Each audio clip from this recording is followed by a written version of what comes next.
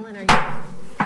Okay, it is 7:30, so we'll call to order the regular meeting of the Batavia City Council for Monday, March 4th, 2019. I would ask that you all please rise for a brief invocation to be followed by the Pledge of Allegiance. Tonight, as always, we are ever thankful for the many gifts that have been showered upon the community of Batavia and the many outstanding and talented and supportive residents who live within our community. Most recently, we have seen a number of examples of communities members stepping forward and offering their time and their services and their talents to a variety of events and very special occasions. And we're ever thankful that we live in a town where there is so much spirit of goodness and volunteerism and appreciation for all the good things that make up a good community. As always tonight, we also want to remember those from our community who are serving on foreign soils in defense of the liberties of the United States of America. And we just ask that a special blessing be showered upon them and all those serving with them and who are defending the liberties of the United States of America. As always, we want to ask for guidance and direction and vision as we act on the items of business before the City Council, knowing that in our hearts and minds, each member of the Council is here to do which in their own conventional wisdom is the very best thing that's going to be for the future of our community. We ask for all these blessings. Amen. Amen. Alderman Chanzit, would you lead us in the Pledge of Allegiance? I pledge allegiance to the flag of the United States of America and to the republic for which it stands, one nation, under God, indivisible, with liberty and justice for all. Ask the city clerk to please call the roll. Brown. Here. Rosado. Here. Atack. Here. Stark. Here. Chanzit. Here. Wolf. Here. Salvati. Here. O'Brien. Here. Callahan. Here. Meitzler. Here. Malay. Here. Ewer. Here. Saron. Here. McFadden. Here. The record reflect that all 14 elected members of the City Council are present and accounted for this evening's meeting. We appreciate that very much. And we're moving to item number 4 is just a reminder to members of the council and anybody who addresses this from the podium to please use the microphone because this is being televised in BATV.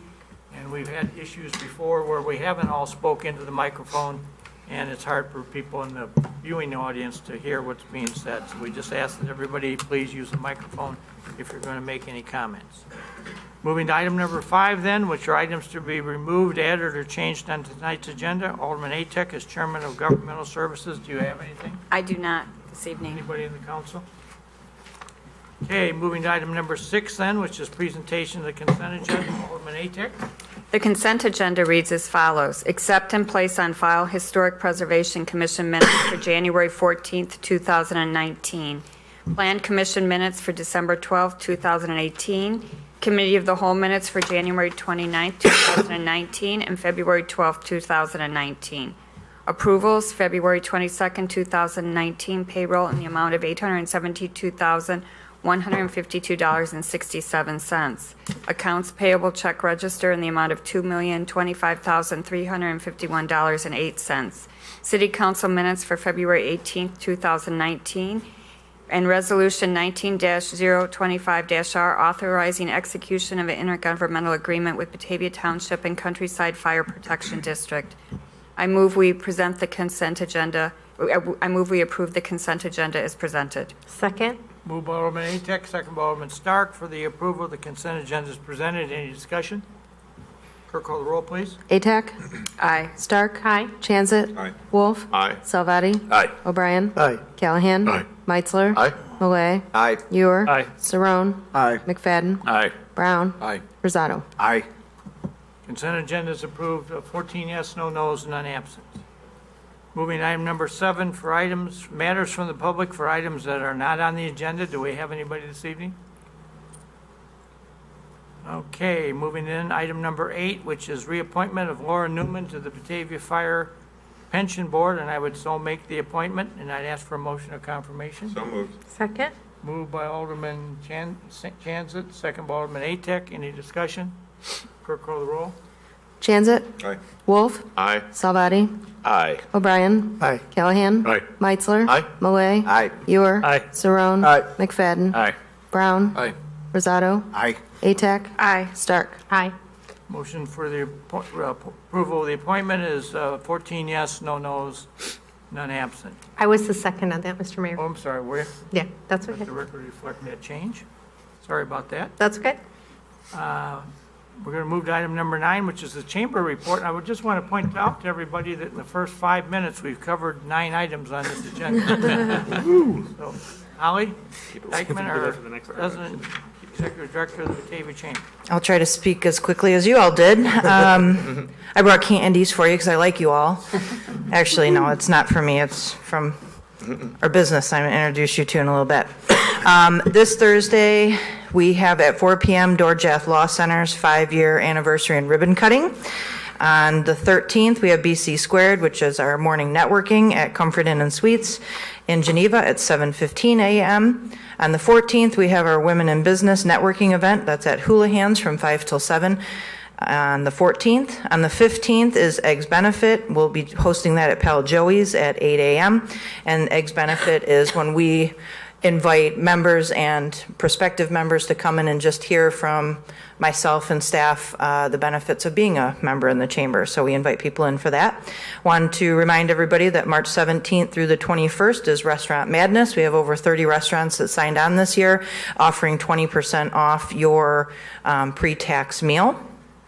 We have then on the 19th a ribbon cutting ceremony for Light Bulb Effects Coaching. That's at noon. And on the 20th, we have networking it at Pal Joey's, and we will be raising funds for Valley Sheltered Workshop. For you this evening, I tried to be fast, sorry.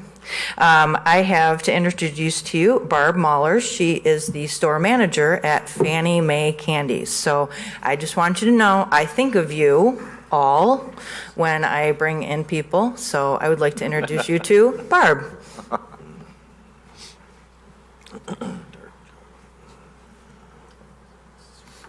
Welcome. Thank you for coming down. Thank you so much.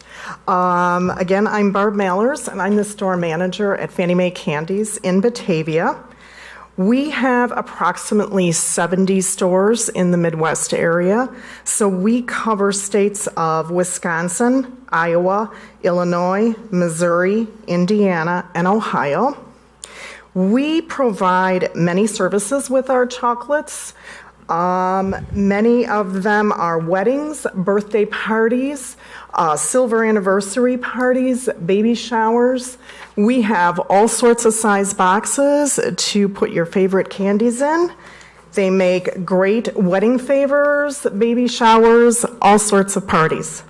We also provide for our businesses our business gifting, and you can come in, order anything you'd like for your special clients and businesses, and we will put those together for you at any amount of money that you want to keep your budget at. Our current new flavors in our store are Mississippi Mud Pie. We have milk chocolate butterscotch and dark chocolate brownie batter. So we do offer a taste of chocolate each and every day, so you are more than welcome to stop in our store and taste anything that you would like. You might even find a new favorite. Our current phone number is 630-879-3539. Our current address is 2012 West Wilson, and that's in Batavia. We are on the corner of Randall and Wilson in the little shopping mall that's in front of the Jewel. Our store hours are Monday through Friday, 10 until 8, Saturdays 10 until 6, and Sundays from 11 to 5. Our holiday hours, we do have extended hours, so make sure and call the store. And we are usually open from 9 to 9 during the holiday season. We've been in Batavia for at least the last 15 years. Working for Fannie Mae, I've been with them about 6 years, and I started out as a seasonal employee, and then I was kept on as core, and as the management position came available, I applied for it, and I've got it. So I've been the manager now for about 3 years. It is a great opportunity and a fun place to work. You make everybody's day with chocolate, and everyone is happy. Everyone is fun to work with. I have a great staff, and they absolutely love customer service. So hopefully I will see each and every one of you in our store trying our candies. Thank you so much. Thank you. Just out of curiosity, Sure. where is the nearest similar Fannie Mae store to Batavia? You can try, there's a Naperville store on 75th Street. You have the Oswego store, which is on Douglas and 30 across from Blaine's Farm and Fleet. And there's one in Elgin as well, too, in the Otter Creek Shopping Center. So I asked you that question so I could make the statement after you got through, because I think I knew the answer was if you want another Fannie Mae store, you got to go about 15 miles one way or another to find it. So that's why you should come to Batavia. And Well, that's why I made sure and told you Naperville. Nobody wants to go there, no. well, it's a nice town, but it's No. at 75th Street, you're about 15 miles away almost. Right. And same with where you are in Oswego and your Elgin store. Mm-hmm. So They're far enough away from us where no one should have to go to them. we're the Tri-Cities home of Fannie Mae. Mm-hmm. So Yep, appreciate that. sure. Okay. Thank you so much. Anybody else in the council have any questions you want to ask? Well, thank you, and we really Sure. do appreciate having Fannie Mae in town. It Sure. makes it just that much It's- more of a it's sweeter place to awesome. live. Yeah. You cannot come in and have a bad day at that store. Chocolate fixes everything. Thank you. Thank you. All right. The next thing then is going to be a presentation on Severe Weather Preparedness Week. Mr. Davis, our ESDA director, is here to inform us. Good evening, everyone. Does anybody find it ironic that every year I come for my annual talk, it gets colder and colder? Doesn't make any sense, but as we know in the news, if anybody's seen the news, we lost 23 lives yesterday in Alabama, in one county, Lee County, Alabama. So I take this very seriously. So with that said, I gave you guys all a handout. This year, there's not going to be a statewide tornado drill, ironically. It's going to be a normal monthly test drill. The National Weather Service is moving their Wednesday test drill to Tuesday at 10 o'clock, and they're going to proceed, as you probably read in the handout, that they're going to educate the people via social media, and there'll be more to come on that. These handouts you got here are different things from the National Weather Service I'm going to have on our Facebook page. I believe when I was here last year, our Facebook page had 500 likes. We are now at 990, and with over 1,030 followers. So I encourage anybody that's out in the audience in BATV land to friend us or follow us. We have timely information on there. Of course, it's from the National Weather Service, and it's not 100% accurate. They don't have a very good track record. It's probably 50%. So don't shoot the messenger. Anybody have any questions? Alderman Brown. Yeah, Mark, if you could, it always seems like there's some confusion over the siren when a siren has to be sounded because there's a threat of a tornado. Could you explain that you do or you do not sound the siren again when the threat's gone? How does that work? Yes. If there's a tornado approaching or 15-mile-an-hour winds, golf balls, says hail, we'll sound the siren for a 7-minute interval. The only time we will sound it again is if 15, 20 minutes, 30 minutes later, we go under another tornado warning. We do not sound the siren for an all clear, ever. And we only sound the siren when it affects the Batavia area. Not if Northern King County has something, we do not sound the siren. Thank you. And are we now, so when do we start sounding the sirens for Mooseheart? Working on that. We did, okay. So we now also sound Mooseheart sirens with our weekly test and many severe weather. When we push our button, their sirens go off too. Yes. Other comments or questions? Well, I just want to say that I'm extremely proud of the Batavia ESDA under Mark's direction. They stay on top of stuff. I mean, we physically are on the street when we get a warning that something may happen. He's got spotters out in the directions that they perceive the weather's coming at us from. And as you know, we use them for a variety of other events in the community when we have big gatherings of the public, as we did last 4th of July.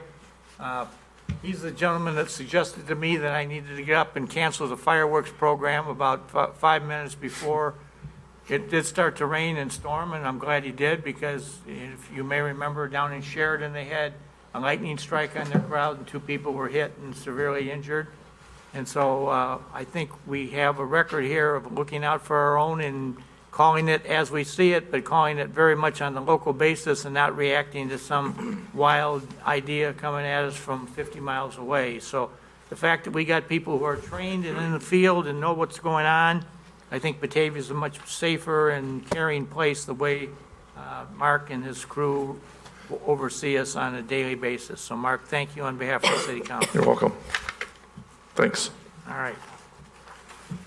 Okay, next one is we're going to have a presentation to the Batavia High School Football Academic All-State Team. And we're honored that Matt Holm, who's one of the assistant coaches, is here with us. And before we get, you can come on up to the podium. I'm going to talk for just a minute. I just want to share with you, as everybody in the council certainly knows, I have the honor of serving as the chairman of the Chicago Metropolitan Agency for Planning's Council of Mayors, which is the 284 mayors in the 7 counties that surround the city of Chicago, including the city of Chicago. And so as a result of that, I get my ears spoken to on a lot of different fronts. And the one most common thing I get from mayors are those that visit Batavia and they go out to Batavia High School and they see our, number one, our turf field, but then they look to the south and they see that water tower with that big logo painted out. And I cannot begin to tell you how many times over the last few years I've had to answer the calls after the fact, so to speak, from mayors from such places as Hinsdale and Crystal Lake and Lake Forest and a whole bunch of other folks that came to Batavia and saw that emblem on the water tower out there and wanted to know how did we do it and how it came about. And so we do get a lot of good attention, but we get the attention because we've been fielding great football teams for the last number of years, and our several state championships certainly prove that to be the fact. So football has become kind of the sport of the community here, and one that we are extremely proud to have. And Coach Holm here has been one of the integral forces within it to guide it to where it is under Coach Piron and Coach Gasperi before him.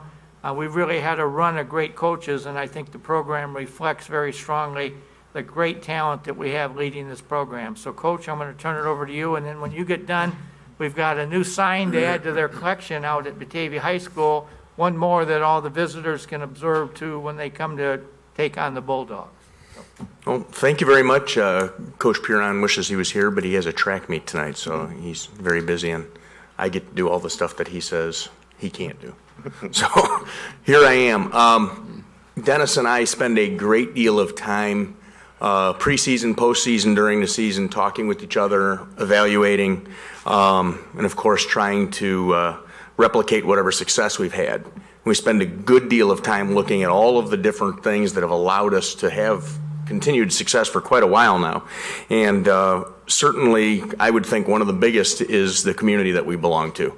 The fact that we have all grade schools feeding into one middle school to one high school, and the fact that we can get to work with these guys from when they're in first grade up and watch them grow, and the tremendous community spirit, as you mentioned, but also the involvement from you guys to parents, to teachers, to kids wearing their red and gold on Fridays really brings us as a cohesive community, and not just as our football program, but all the way across the board. And just one more brief moment before I read a list of things that Dennis gave me. I had a chance to speak in a clinic last weekend down in St. Louis, and I met coaches from Iowa and Nebraska and Kentucky and all over the place. And when I got to brag to them about Batavia, it was pretty amazing. I don't know. I have never coached anywhere else. I just finished my 28th season at Batavia. And, sometimes you think, well, people are doing the same thing you're not, or that you're doing. And quite honestly, they're not. We have a very special thing here as a community. as a town, but also program and all of the things that are involved in that. And I'd just like to share a couple of those. For this season, we won again, actually an individual one, National Football Foundation Chicago Bears Community Award winner. We've done that several years in a row where one of our young gentlemen gets honored at Hallis Hall. It's quite an interesting and fun event. And Evan Holden, if you'll just stand, Evan was our winner this year with the Chicago Bears.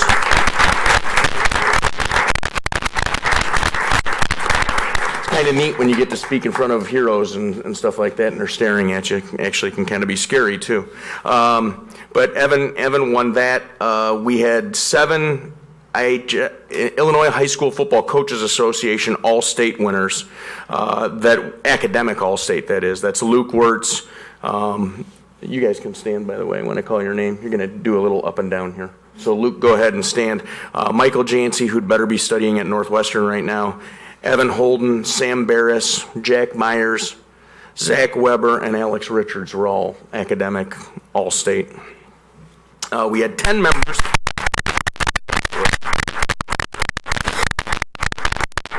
We had 10 members of the National Honor Society that were also involved in many other activities. We had 49 Upstate 8 Conference River Academic All-Conference. That's a 3.5 GPA or above. That's 42% of the guys on our team.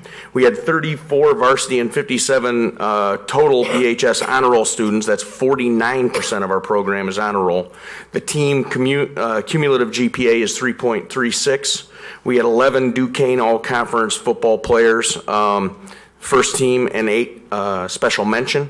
And we had All-State 7A honorable Illinois High School Coaches Football Association, Michael Jancy and Luke Wirtz as All-State players.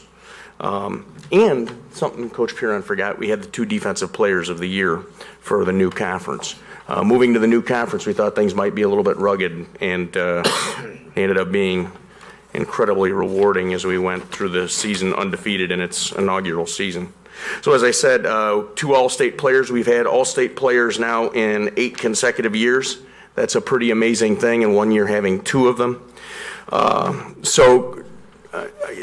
Another part of that success is, of course, not just the community, but the guys that are the products of that community, this group of people right here. So again, I'd like to just introduce our captains for the 2018 team, which we just had, which was so successful. Again, if you'll stand, Luke Wirtz, Michael Jancy, Evan Holden, Nick Conger, Andrew Stasel, and Will Fitch. And then one of the great responsibilities that they have, and there are many, but one of the great responsibilities they have is naming the captains for the 2019 team. So they're with us also. These are the guys that are going to lead us into this next season. Sam Barris, Jackson Williams, Alex Richards, Art Taylor, who's running track at the moment, Drew Itzwig, and Quinn Erweiler. So that's our captains for next season. So if we can give those guys a little bit of a round of applause.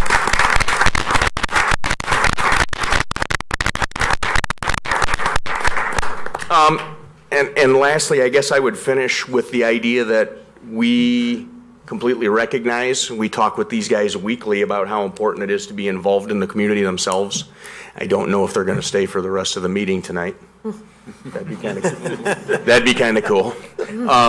But we asked them to be involved in multiple things, so a lot of the things are done kind of undercover because we're not doing it for reward, but we have a thing called the Bulldog Moving Company where we help people in town. We help with Chip In organization, which is fantastic on what they do.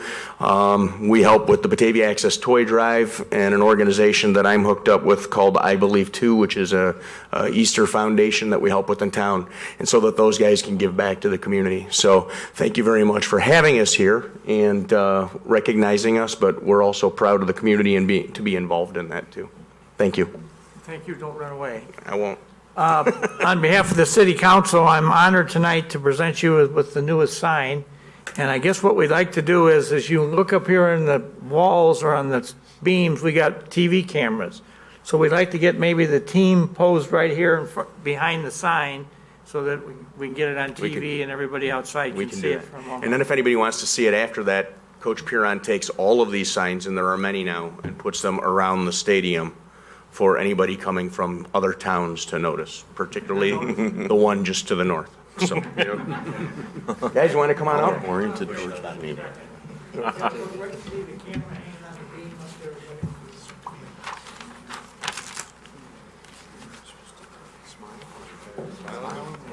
You can smile, smile. Smile away. Yep. Fantastic.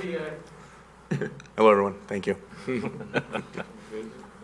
Let's add another one for next year. We're working on it.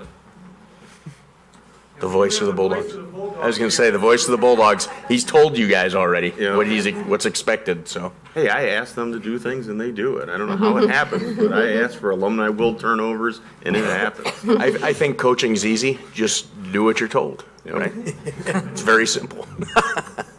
Now, if you could just get them to do that in the classroom, right? Right.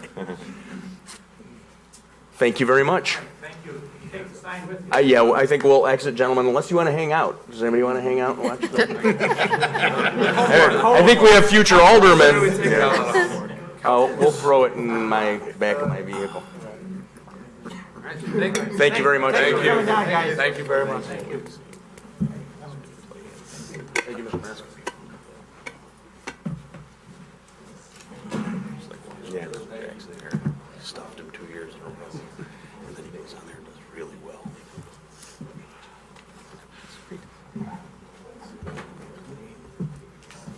All right, another great moment is going to be item 12, which is going to be a presentation by the Batavia Environmental Commission for 2019 goals. And I assume we have one of their very active participants. I brought our old friend, the globe, with, if you remember it from before. Got the kids to play. Can you tell us who you are for the record, and then maybe Yes. introduce all your members that are sitting in the back there, Hold too? on here one second. I'm going to get this pulled up.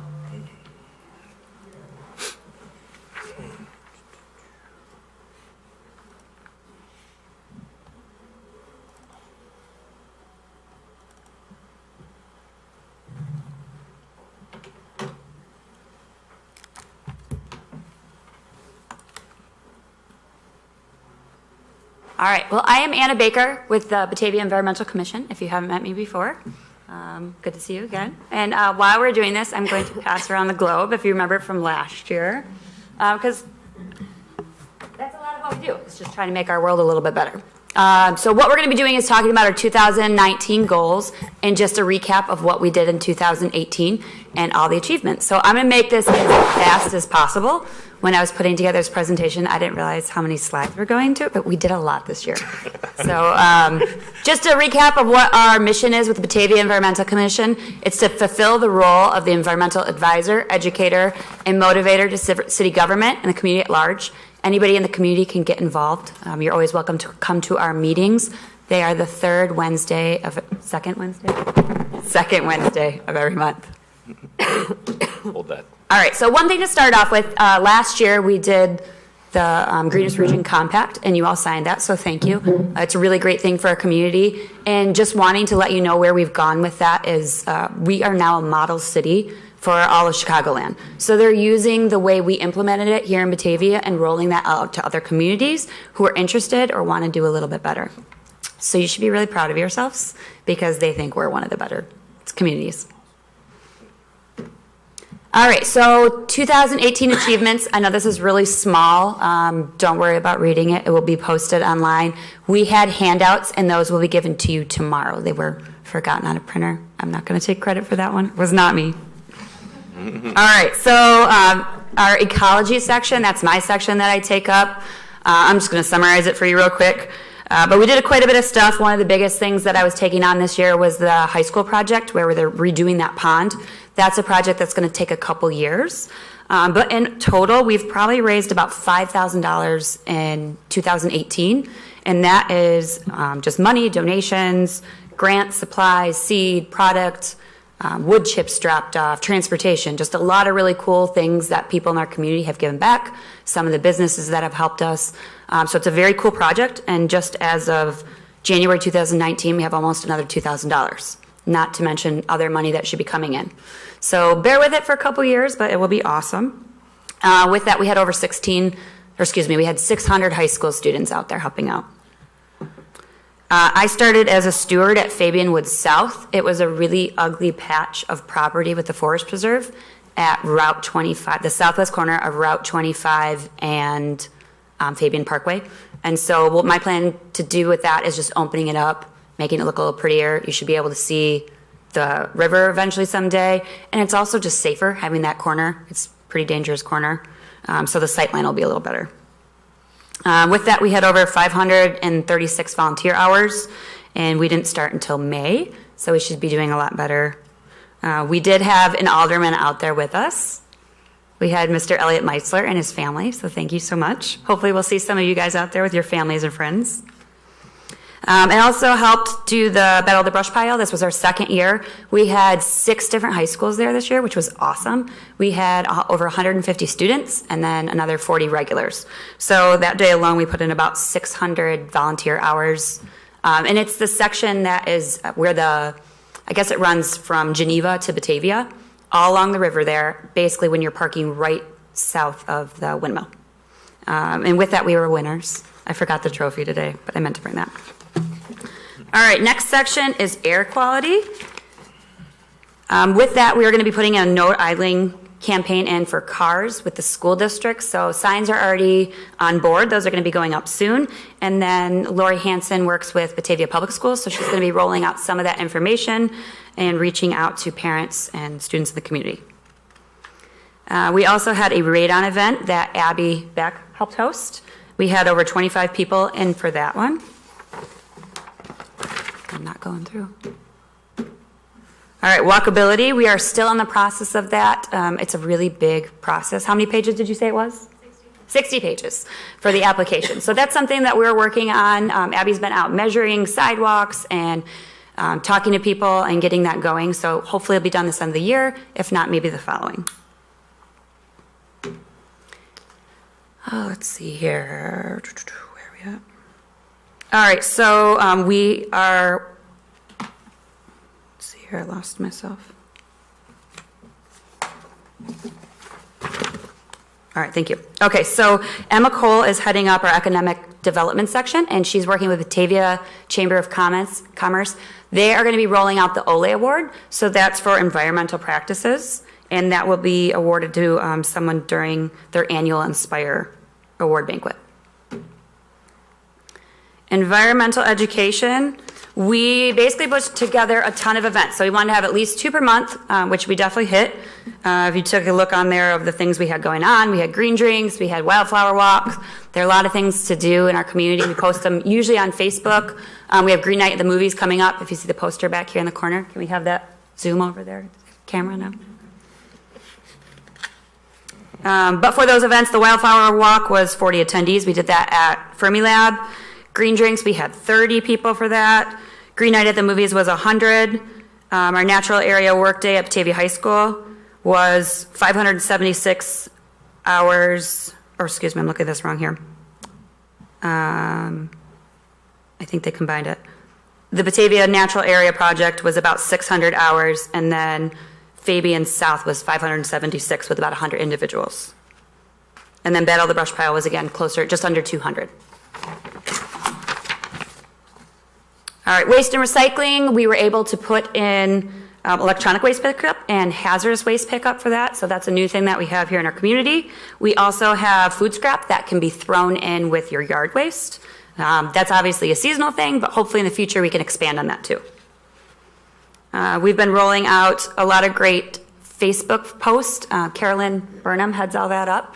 And that is reaching at least 2,000 to 4,000 people. So just making sure that we do a better job of recycling Batavia, what can be recycled, what can't be recycled. I know everyone always has questions about those. I make my mistakes too.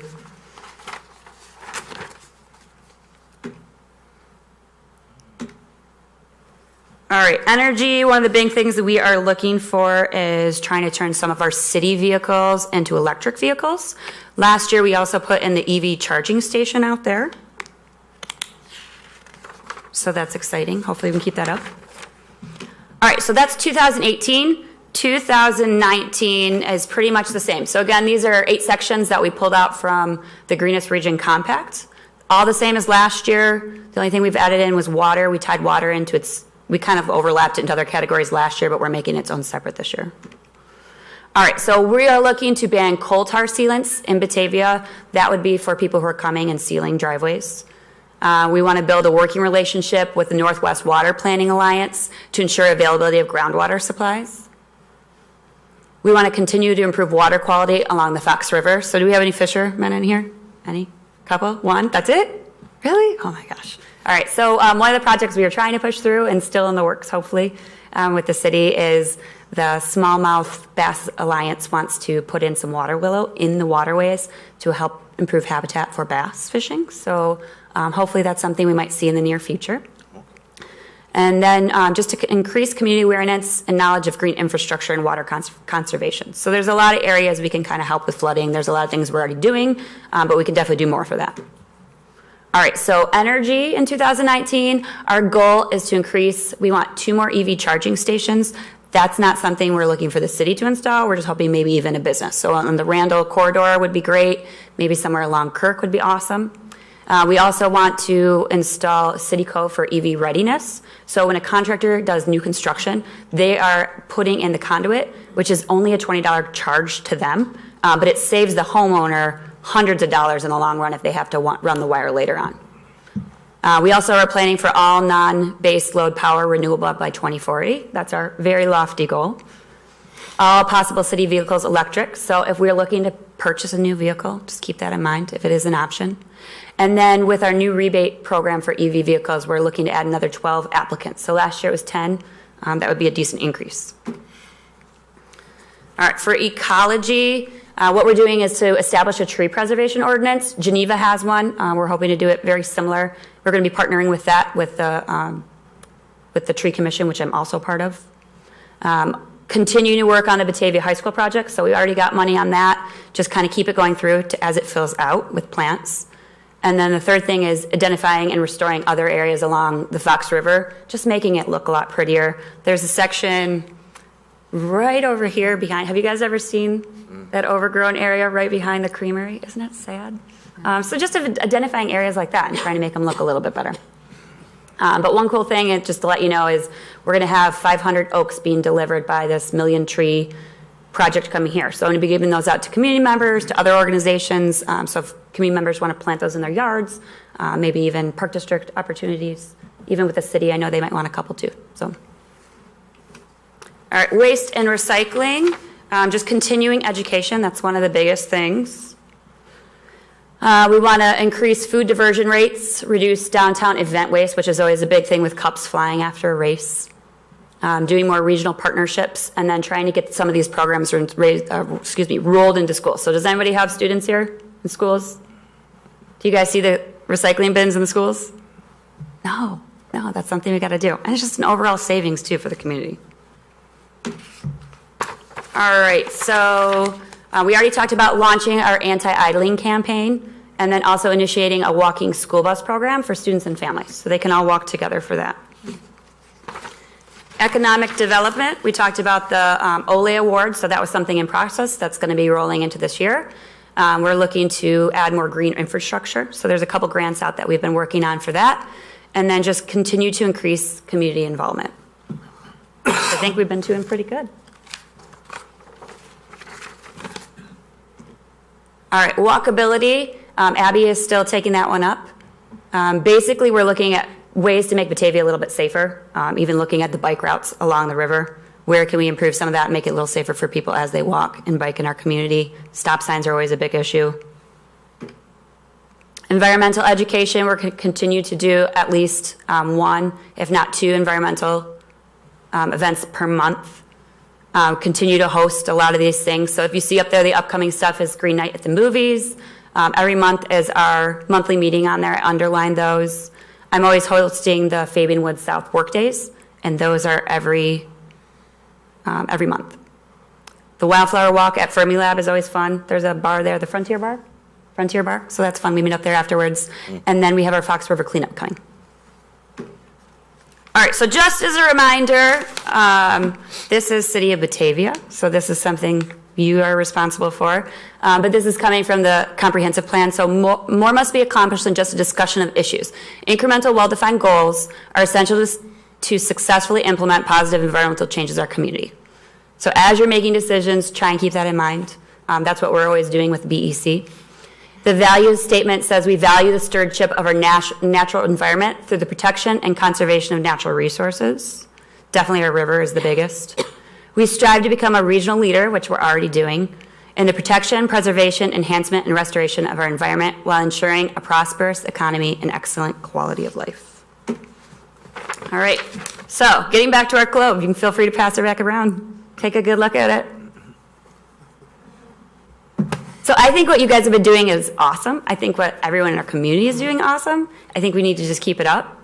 I think a lot of communities are looking to us now as a leader in sustainability. And just thinking about that too, being a sustainable city that adds to your home value.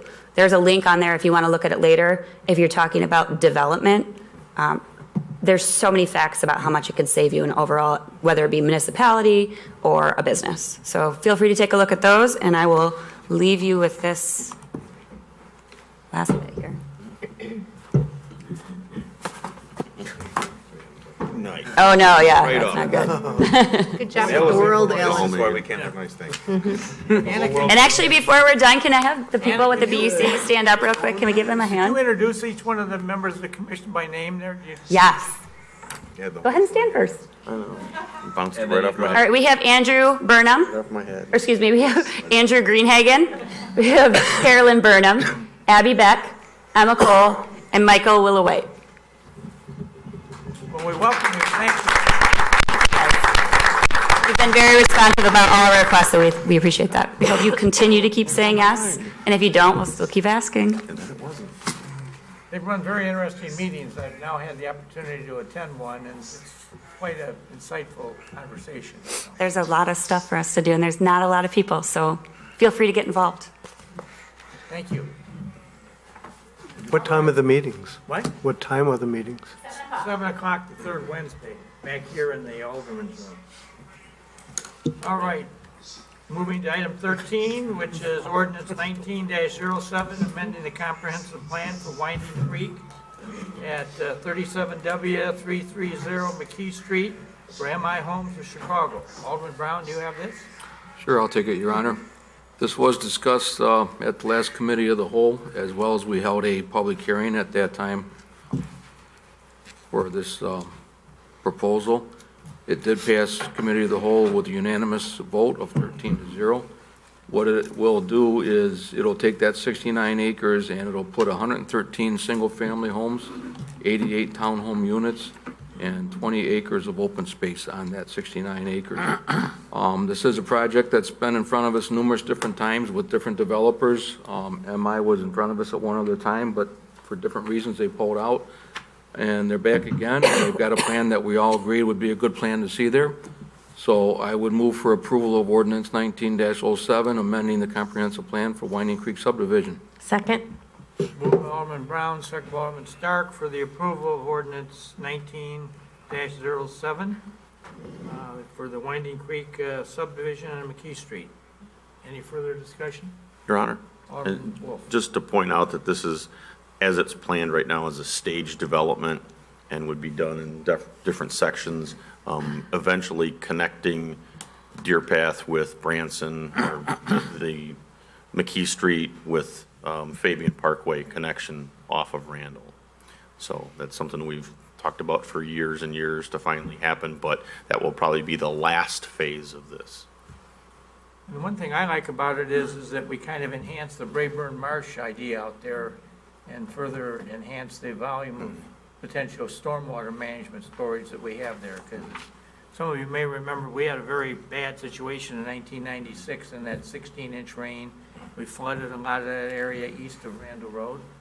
Scott had something over here. Scott, you want to make something? Yeah, just as a reminder that this is just the comprehensive plan amendment for this project.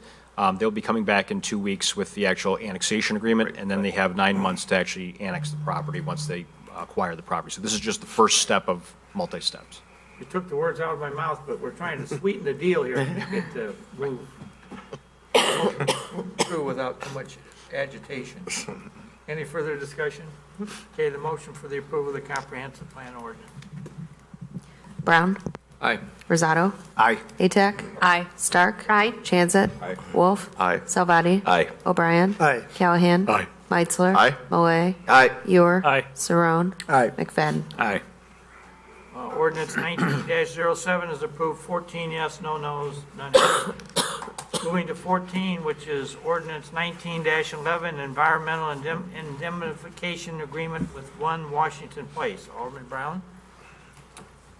Do I have that one? I have that one. You can Okay. have it, yep. Laura's gonna, Laura, you want to take off with it?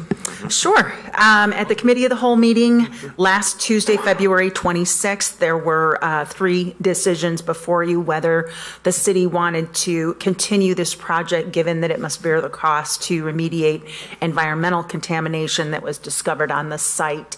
And then next, if we're willing to sign an environmental indemnification agreement, accepting liability for any environmental contamination present on the redevelopment site at the time the site is transferred to the developer.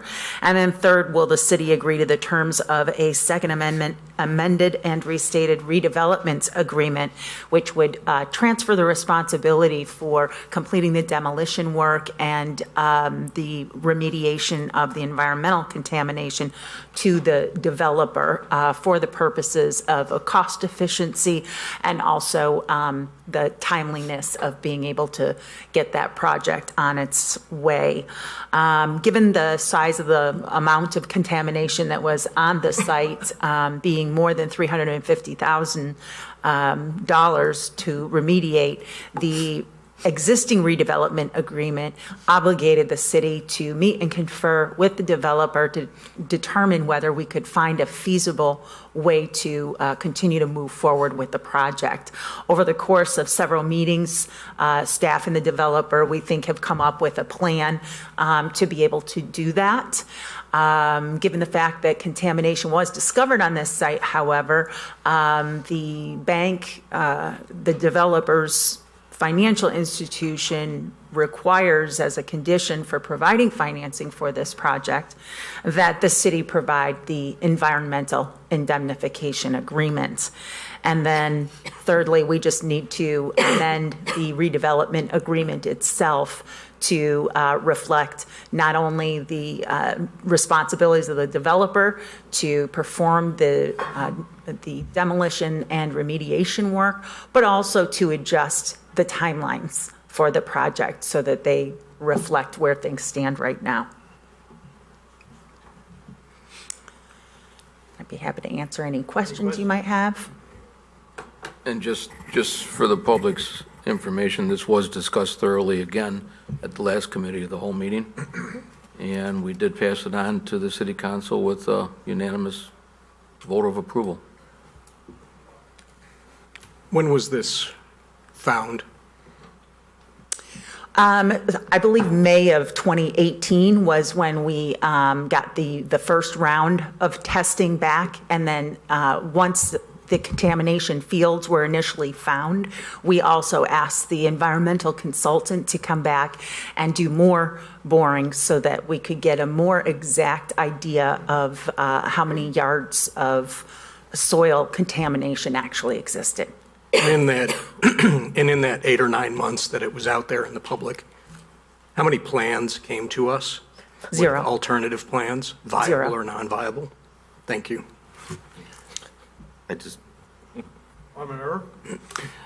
Yeah, I mean, I guess I'd mentioned on social media this week that we own the property.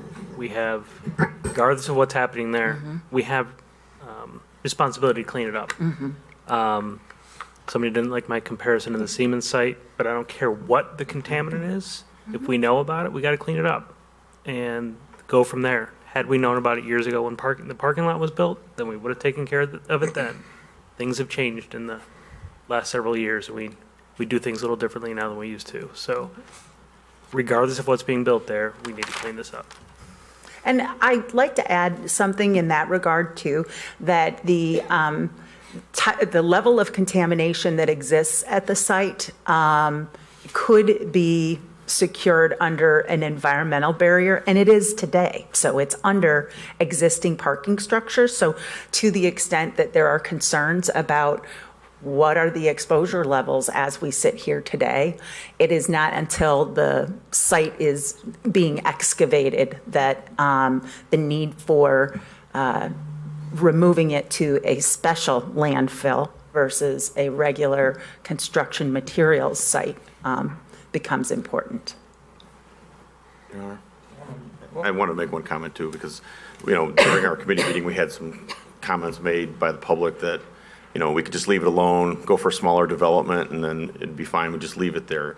I guess my first thought on that, and some comments that I had later given to me, were if I was a developer, would I want to build next to a site that I knew was contaminated and just left there?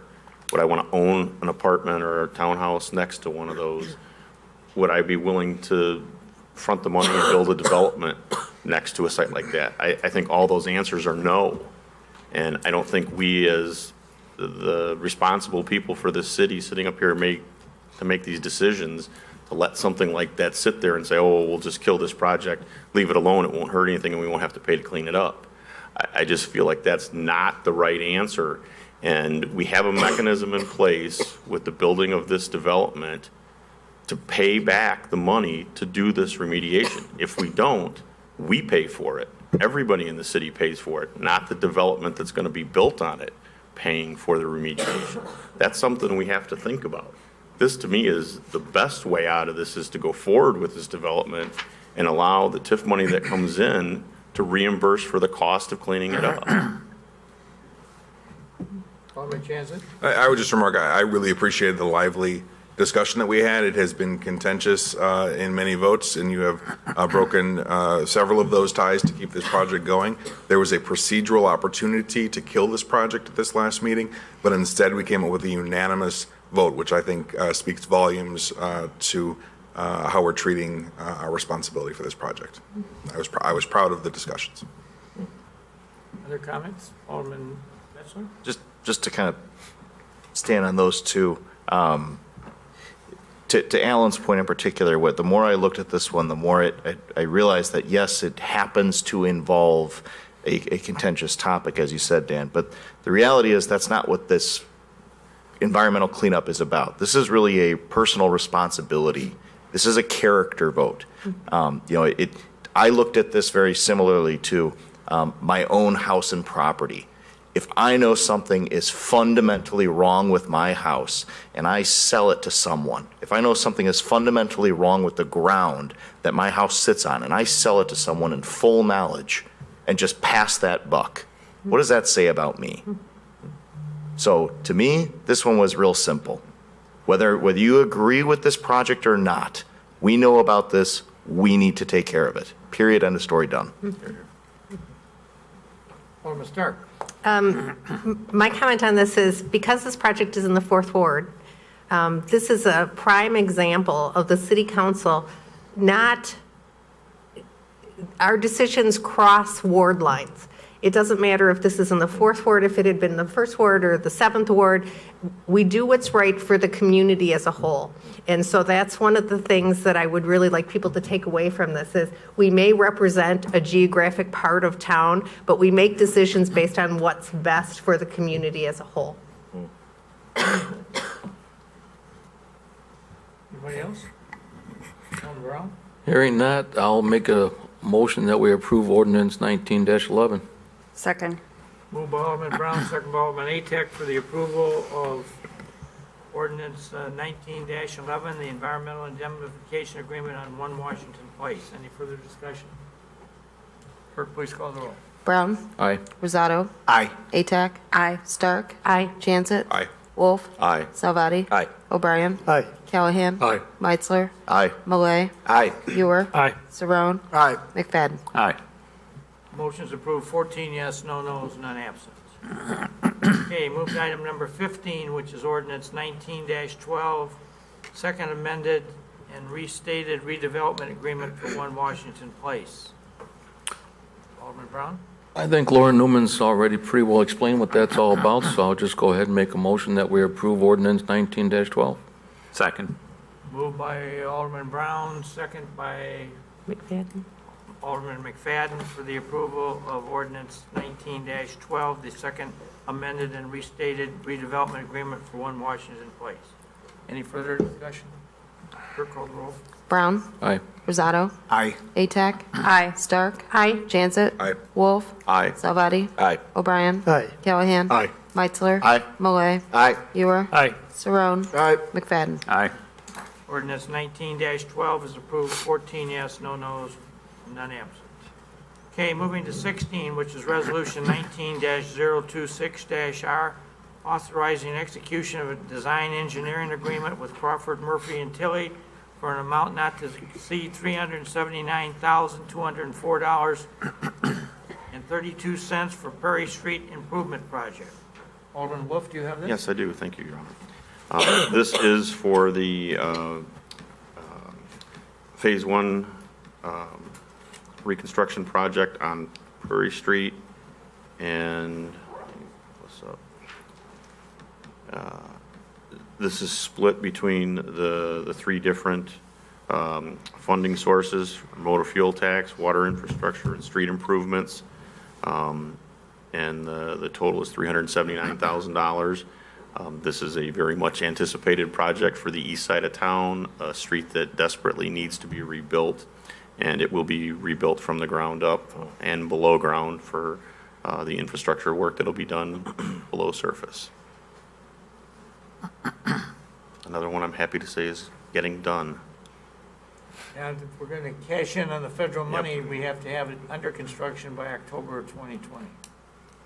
So if there are no questions, I'll make the motion that we approve Resolution 19-26-R, authorizing execution of a design engineering services agreement for Prairie State Reconstruction Project, Pine Street to Wilson Street, with Crawford, Murphy, Tilley Incorporated in the amount of $379,204.32. Second.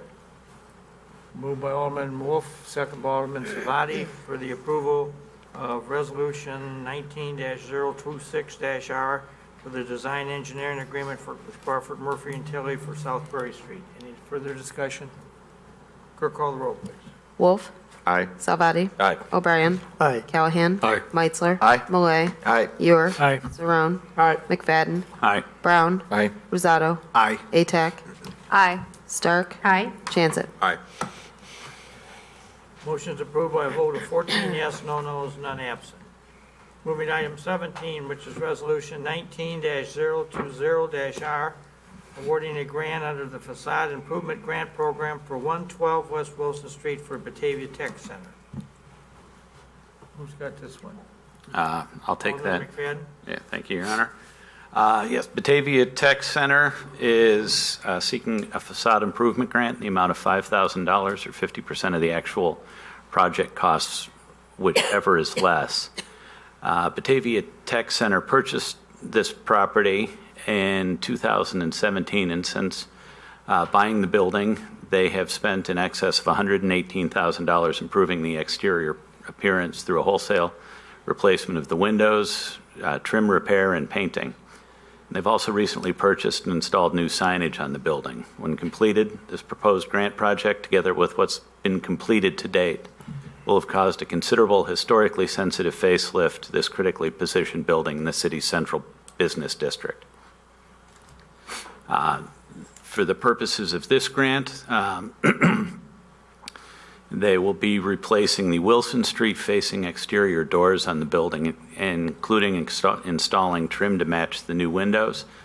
Along with the aesthetic improvement, these new doors and associated framework will provide a much more energy efficient condition than what's provided by the existing doors that they're replacing. The recommendation is that we approve this, and I think came out of Cal with a unanimous recommendation to council. With that, I would make a motion that we approve Resolution 1920R awarding a grant under the Facade Improvement Grant Program for 112 West Wilson Street, Batavia Tech Center, LLC. Second? Moved by Alderman McFadden, second by Alderman Stark for the approval of Resolution 19-020-R awarding a grant under the Facade Improvement Grant Program for 112 West Wilson Street, the Batavia Tech Center, LLC. Any discussion? Your Honor, I'll just make a comment.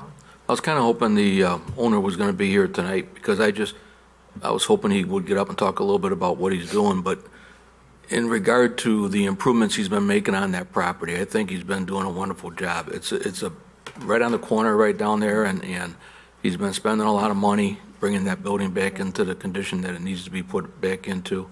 And then it was interesting when we asked him at the committee level what he does up there. You know, on the lower level, they've got what do you want to call that?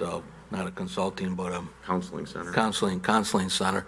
But upstairs, what their main business is they run some type of a computer testing business where no matter what kind of car manufacturer it is, before the car computers go out into the new cars and the new market and all this kind of stuff, they run tests on it to make sure everything's working right, the way I understood it. So I thought that was real interesting that right here in Batavia, we've got, without knowing it, we've got a operation like that will test everything from a Chevy to a Porsche to a Lexus to whatever, on to make sure they're operating the way they're supposed to. So I certainly support this. It's a nice contrast to have this high-tech business in our old downtown. And Yes. It works together. Yes. Any other comments? Call the roll, please, then, on Resolution 19-020-R. McFadden. Aye. Brown. Aye. Rosato. Aye. Atack. Aye. Stark. Aye. Jansit. Aye. Wolf. Aye. Salvati. Aye. O'Brien. Aye. Callahan. Aye. Meitzler. Aye. Malay. Aye. Ewer. Aye. Saron. Aye. Resolution 19-020-R is approved, 14 yes, no no's, none absent. Moving to 18, ordinance 19-10, an ordinance authorizing the city of Batavia, Kane, and DuPage Counties, Illinois, to issue sewer revenue bonds in an aggregate principal amount not to exceed $2,350,000 in evidence of loans issued pursuant to the Water Pollution Control Loan Program. Who's got this? I have that. So we are issuing these bonds so that we're able to get a loan from the IEPA in order to do the storm and sanitary sewer separation in Area 3. And we've talked about this several times at the Committee of the Whole, and we're actually revisiting it because the IEPA wanted the bonds to be evidenced by our sewer revenue rather than the general fund, if I have that correct, Peggy. That's correct. Any questions? Comments? All right. I move that we pass, hold on.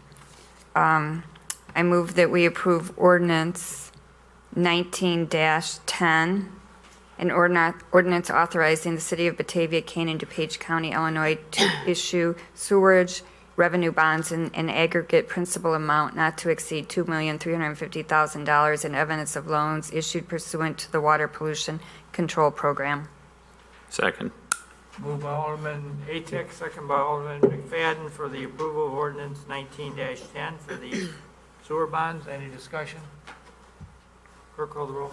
Atack. Aye. Stark. Aye. Jansit. Aye. Wolf. Aye. Salvati. Aye. O'Brien. Aye. Callahan. Aye. Meitzler. Aye. Malay. Aye. Ewer. Aye. Saron. Aye. McFadden. Aye. Brown. Aye. Rosato. Aye. Ordinance 1910 is approved by a vote of 14 yes, no no's, no no's, none absent. Okay, moving then to item 19, which is resolution 19-24-R, awarding the annual electric tree trimming contract to Asphalt Tree Expert Company in the amount not to exceed $200,000. Who's got this one? Alderman I have that. Alderman O'Brien. We got two bids, one from Asplin and the other from Arbor Works for tree trimming on the west side. We're looking to do it biannually. Asplund came in lower. We had 4 other companies not submit bids on this. This is for the west side. It is to do electrical line clearance on our power lines on the west side, our fiber optic, and if need be, our 138-volt transmission lines. They're doing the 2019, we'll do the west side. 2020, we'll do the east side. And that's pretty much it. The cost of it, from Asplund is not to exceed $200,000. We have it budgeted for that. We didn't do it last year. We pulled all bids, and so we're going to look to do it this year and every other year on each side of the river. So I would recommend we pass Resolution 19-24-R awarding contract to Asplund Tree Expert Company not to exceed $200,000 for the 219 tree trimming contract. Second. Moved by Alderman O'Brien, second by Alderman Metzler for the approval of Resolution 19-24-R for the annual electrical tree trimming contract. Any further discussion? Clerk, call the roll. O'Brien. Aye. Callahan. Aye. Meitzler. Aye. Malay. Aye. Ewer. Aye. Saron. Aye. McFadden. Aye. Brown. Aye. Rosato. Aye. Atack. Aye. Stark. Aye. Jansit. Aye. Wolf. Aye. Salvati. Aye. Motion is approved by a vote of 14 yes, no noes, and an absent. Okay, moving to item 20, the administrator's report. Laura? Okay, so the former Avenue Chevrolet, there is a proposed restaurant there called Raising Cane's, and they had a public hearing on their proposal on February 20th and received unanimous approval of the Plan Commission. So this will next be coming to the Committee of the Whole meeting on March 5th. Updates on our downtown restaurants that are coming soon. The proposed Bocaditos restaurant at 109 East Wilson is under plan review for their permits.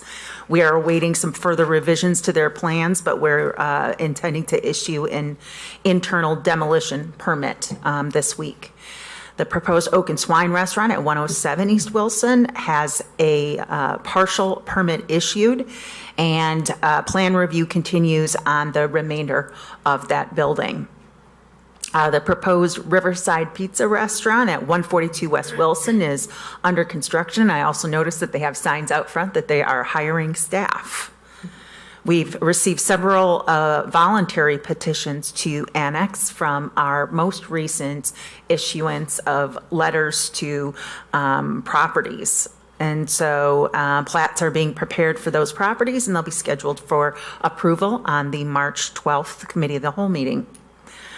We received just one bill for that land sale of the city parcel at 1250 Main Street, and the contract has been signed, and the contract purchaser has already submitted some initial drawings for a proposed business on the site, and those are for internal staff review at this point, but it looks like they're going to be proposing some type of on-site storage facilities.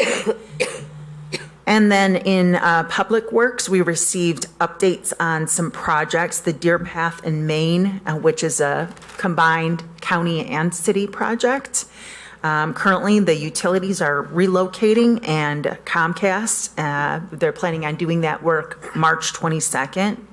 And then also they want to start construction on March 25th, and they estimate that this is going to be approximately 75 working day contract. Also, there is a county project, which is at Pine and Kirk. That's going to cause a little bit of interference with traffic. It will be probably starting around mid-April, and it'll affect the northbound lanes of Kirk Road and reduce it to one northbound lane as you approach Pine for the addition of a right turn lane into Fermilab. And speed will be reduced in that area to 35 miles per hour in the construction zone. Also, there's an important piece of county legislation that has been under review for quite some time. It's the Stormwater Management Ordinance, and this typically comes into play for us as new developments come in and they create additional impervious areas, and this county requires a certain percentage of to be set aside for the stormwater drainage on the property. 2 individuals from the City of Batavia staff have been working on the team that is overseeing the revision of the statute. They now have what they call a 90% draft, meaning that it is nearly complete with all of its changes, except that they're putting this to a public hearing to get the last bits of input before they finalize the ordinance revisions. And so that's going to be a public hearing at the Kane County Building up in Geneva on March 21st at 7:00 p.m. And they will be accepting comments from the public until March 31st. And then the next technical committee meeting will be on Wednesday, April 3rd, to discuss those comments. Approval of the ordinance, if there aren't any major comments or disputes, on April 9th. And then it'll be brought to the county board on May 18th for a potential adoption date of June 1st of 2019. Laura? Yes. Do you remember what the percentage of rainwater they're going to require that is kept on the property? I'm sorry, I don't. Do you? I mean, I assume it's an increase. I can. A big thrust of the revision was how communities are looking at existing impervious versus pervious. So if you changed a compacted gravel parking lot to asphalt, was that a change from impervious to pervious? I mean, we argued that a compacted gravel parking lot basically was like asphalt to begin with. So basically asphalt to asphalt, therefore not requiring any new detention. Other members in the county would say that that would be requiring new detention because now you're putting asphalt on gravel. Well, the gravel didn't infiltrate in the beginning. So, I mean, that's really the thrust of what they're. So they're not changing the. They're not changing the major release rates. They're changing kind of methodology and how detention is calculated. Nowadays, going forward, they're going to say, well, that's reasonable. Compacted gravel, didn't allow for infiltration anyways, so we're not going to count it as new impervious. It's going to be counted as old impervious. There's actually a level of more reasonableness in the code now as opposed to before. Okay. I I know you sent it around. Thank you. Are they having that discussion on the 21st? Again, yes, Laura went through the notes. The 90% draft is out now and in public, and then it'll hopefully get wrapped up permanently in April. Mm-hmm. I would say we should all try to make that meeting. Yeah. Mm-hmm. I mean, it's big for our city. That's what our major problems are for all our residents is stormwater. That's every year it comes at us, and so I'd recommend we all try to make that and put our heads together and come up with something. If we have to come up with new ordinances for stormwater issues in our city, maybe we don't follow the county and we just go a little above there, be a little more stringent than what the county is offering. Mm-hmm. So, thank you. Sure. Anybody else? Quick question back on the project at Kirk and Pine. Do you know how long that construction will be for that turn lane? 45 days, I think. Yeah, it's like 40 or 45 days. It's really 75 relatively small was scope. 75 was Deer Path in Deer Path. Maine. I'm sorry, I just don't have it in my notes. Southbound Kirk to eastbound Pine into Fermilab. It's really not a big project scope-wise, so it should be. No, not scope-wise, just traffic-wise. Well, even gonna that, get a little you're really, hinky. they're going to be working on excavating and probably a lane drop, so. Alderman Burr? Speaking of Kirk, I saw at Kirk and Fabian, they started moving electric utilities. When Yes. are we going to have to do our work? Water main? Yeah, when do we start? Water main's done as part of their project, so their pre-construction meeting for their project is in 2 weeks. The only work you're seeing out there right now are the third-party utilities, so your ComEds, your Comcast, your AT&Ts. The water main portion will be done as part of the general contractor's work when the county starts. Other questions? Thank you, Maura. Thank you. Okay, committee reports, community development, Alderman Brown. Thank you, Your Honor. Tomorrow evening is the Committee of the Whole. It starts at 7 p.m. Along with the discussion on raising canes, will be some discussion on Ordinance 1913 and 1914, which is amending the zoning code table and the mixed-use district, and also the approval of the conditional use permit for the motor vehicle sales and leasing for new and used internet-based establishments in the downtown mixed-use district at 321 East Wilson Street. So it's another property that wants to be able to sell vehicles via the internet, and that's something we've been having a lot of discussion about in other areas of town. So along with that then is the Plan Commission, which is Wednesday at 7:30. Got a public hearing on 1430 Cherry Drive and Geezy Road.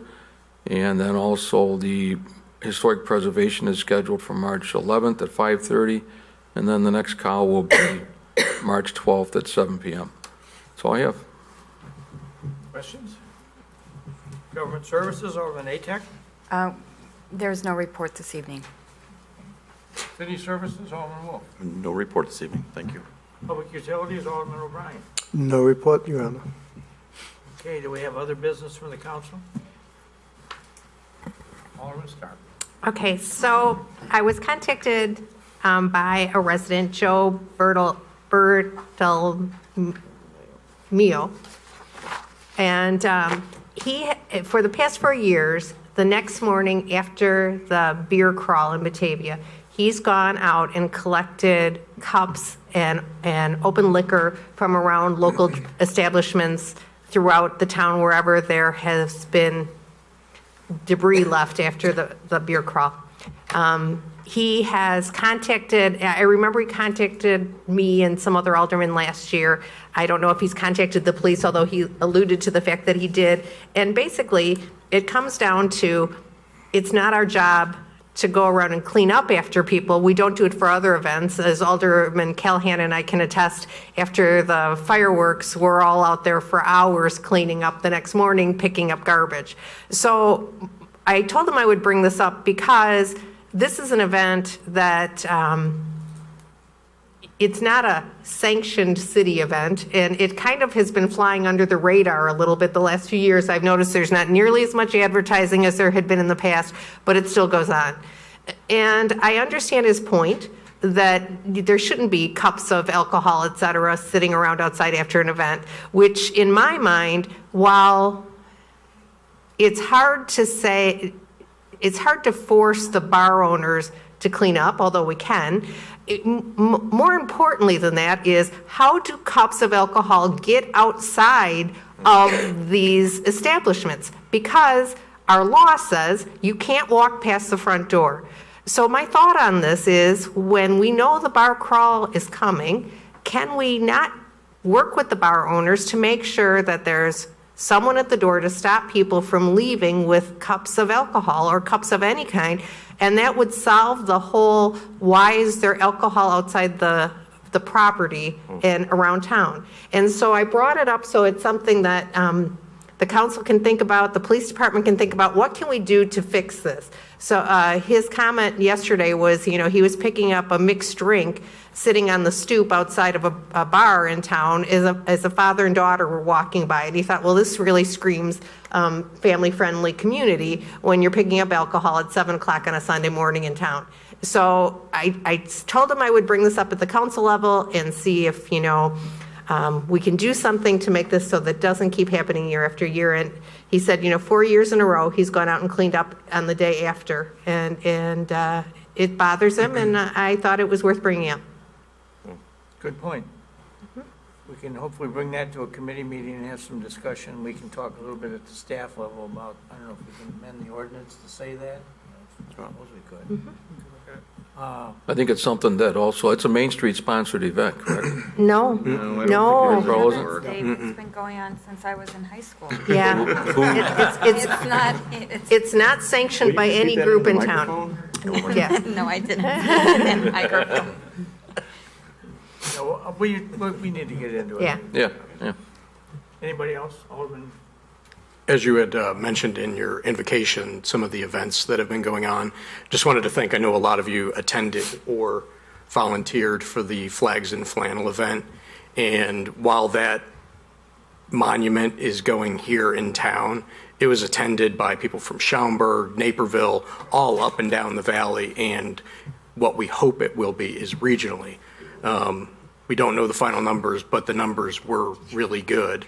And the Community Foundation was matching up to $25,000 in what was pulled in that night. And I'm pretty sure we made that. But it was a good night. It was a fun night. However, the price of admission was seeing our mayor dance. I was sitting there and I was like, oh, the mayor's dancing. Oh, the mayor's dancing, viral video. So if we can figure out how to monetize that and show that we have the coolest mayor in town. 400 people have viewed it on Facebook. Like 9. And I haven't even made it public yet. But I shared it with Laura. What? We'll see where it goes. So who's Have the mayor who's dance doing off the next matching year. grant? I didn't hear the finance part. Can you? The repeat Community that? Foundation, And so they're matching 25,000? up to whatever we raised, but I know that we Is had that 2 in a- trips go for almost 5,000. The auction alone was over. Is that in 45,000. addition to what they've already given? Yes. Wow, that's great. Yes, and if you weren't able to attend this event, there is the Batavia Mothers Club on March 9th.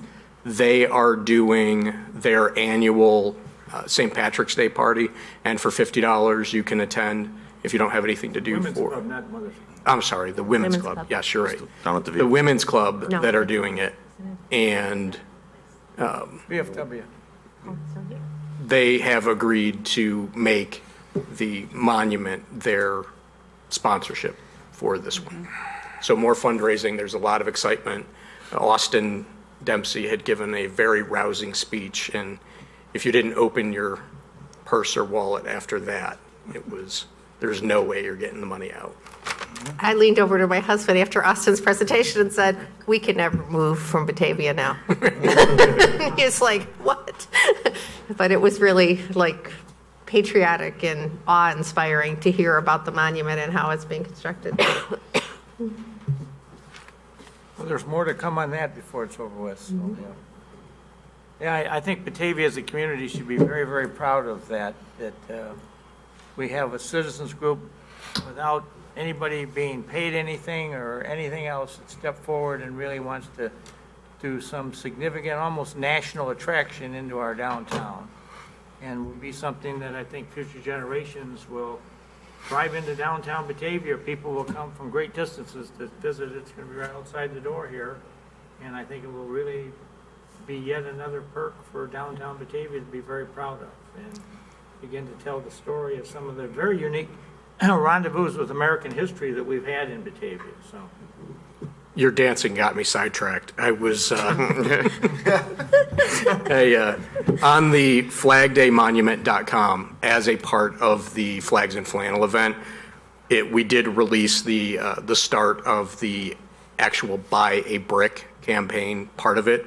So if you weren't able to attend and want to make a donation and actually have something that is physically a part of the monument, you'll be able to go to flagdaymonument.com. There's an engrave a brick, honor a relative that served, honor one that's a first responder, a teacher, anything that goes to what makes up our flag. Okay. Under the mayor's report, I just want to share with you, I've been in a suit all day, and I'll be getting up tomorrow and going to Chicago at 7 o'clock in the morning because I'm going to be in the Willis Tower all day with the Chicago Metropolitan Agency for Planning's Council of Mayors. I was with the Metropolitan Mayor's Caucus today over in Oak Brook, and it's interesting to learn from my peers in the region the number of people who are picking up about things happening in Batavia. So suddenly I'm being queried by a variety of mayors from other areas. How are you getting 4 restaurants in town? How are you building 443 new houses in 2 subdivisions in your town? They're picking up these numbers and saying, you know, there's not a lot of the rest of us that are doing the volumes of things that you're doing in Batavia. And, you know, quite honestly, I'm not trying to smoke anybody here, but I say, you know, we've got a great city council and we've got a great city staff. We're very progressive minded. I think we're trying to look out for the future and look forward to the future at the same time. And we're trying to do things that, as a community, at the end of the day, we'll all be very proud of. I had a very nice conversation today with the mayor, the soon-to-be retiring mayor of Downers Grove. He's going to be ending his term here in May, but he sat next to me for about 2 hours today, and we talked with great length about what has been done in downtown Downers Grove in his tenure over there. And if you haven't been there, you ought to go take a look at it. They've built some phenomenally large downtown apartment complexes, which kind of are the mixed-use thing that we've talked about here with some retail and then some internal parking and then 3 or 4 or 5, 6 stories above it. And Downers Grove has several of these. And Mayor Tully today told me, he says, Jeff, he says, the one thing I will tell you, he says, they were highly controversial. And there was a lot of people that didn't want us to do it. It was going to be a redirection of downtown. He says now that they're getting built and people are moving into them rather rapidly, and they've enhanced the attraction to downtown Downers Grove because people now want to live there because there's new stores being brought in and new stores want to come because new people are moving in. And the great thing about it is Downers Grove as a community doesn't have a lot of new land to expand onto. They're almost totally sealed up. But by having these large structures, they're heavily taxed as far as EAV because you're stacking these condos on top of each other. It's been a real sweet piece of news to the local, specifically the school districts, who suddenly are getting a nice revenue influx of new revenue because they've got these buildings coming into their downtown. So he says at the end of the day, he says most of the people who have been screaming retreated back into the neighborhoods and nobody's saying anything. And if you go over there, several are still under construction. I drove through there this afternoon on the way back to Batavia. And so I just cite that as an example of, you know, what we're doing. I know some of you have taken some real significant discussions with some constituents about what we are doing here and why we are doing it. I feel at the end of the day that same tax benefit, specifically if the TIFs are paid off, everything else will be another real shot in the arm for Batavia School Districts, which hopefully can take that money and keep our property tax down because they'll have this new revenue coming in at them and they won't have to maybe pay for some new program for some other revenue source other than because of the influx of new money they'll be getting. So there is a lot of excitement here, and I'm very pleased that things are going as well as they are. And to kind of feed on that excitement, on March 15th, Fermilab's going to have a little ceremony out at the lab to begin the actual construction on the neutron accelerator. And that'll be $1.5 billion project that they are planning to build in Batavia over the next 6 years, and could employ about 1,800 people in construction and about 2,000 permanent jobs when it's built. And most of it's going to be on the west side of the site over here near the Kirk Road area, from about the Pine Street entrance down to where the bike trail goes over Kirk Road is kind of the parameters of it. But it's all over there on the east side of the street.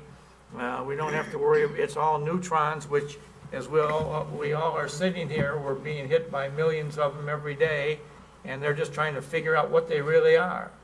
And so we don't have to worry about anything smoking, smelling, polluting, turning on bright lights, making noise, or blowing up. That it's a very peaceful research. But the nice part about it is we've got major foreign investment coming in to be part of this thing, including our friends from China and Russia and others.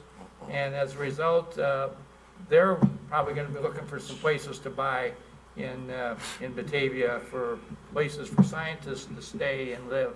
But the other sweet part about it is, if you go to Fermilab, and those people have been working for 20, 30 hours out there with nonstop, as some of them do, and they say, gee, I'm getting hungry, Fermilab says, well, just go up to the north end of the site, get on Wilson Street, and drive down that street, and about 4 miles in, you'll find all these new ethnic restaurants that are in there, and you can have your choice of what type of food you want. As Laura just indicated tonight, we've got some other new additions to the menus coming to Batavia relatively with 2 of the restaurants that are going to be built over on the East Wilson Street Hill next to the proposed Shodine project. And I have to tell you, I think the Shodine project was kind of a driving force in those restaurants wanting to be located at that location. So one thing leads to another, and we do have some positive synergy and vision going on here that is hopefully going to make Batavia a very interesting place to be in the next few years. And it's one that most people are very proud of. I'll tell you, there's a lot of towns in the region that look upon us with envy now because of all the activity that they're seeing taking place here. So to all of you, you should feel good about what's happening, because you're the ones that make the decisions that drive it and create it and sustain it and make it work. And the credit should go for you go, because as I repeatedly tell everybody, and I'm not trying to pitch a political cop-out here, but the textbook defines our style of government as a strong city council, weak mayor form of government, because I'm weak because I only vote when 70 of you go one way and 70 of you go the other. So you're the real power here, and nothing gets really done without you guys making the decisions. So, and unfortunately, we're losing a few of you, but we do have some seemingly very good candidates waiting in the wings to hopefully assume your positions. So hopefully we're going to have a continuity of continued good decision-making. But for those of you who are staying or will stay or have been, I thank you all for all you've done, because, I'm not sitting here tonight crying to you that things are going bad or the place is underground or we're about to fail or whatever. Directly the opposite. We've got good things going here, so appreciate all your good efforts. Alderman Brown in motion. I move we adjourn the city council. Second. Motion and second by Brown. All in favor? Aye.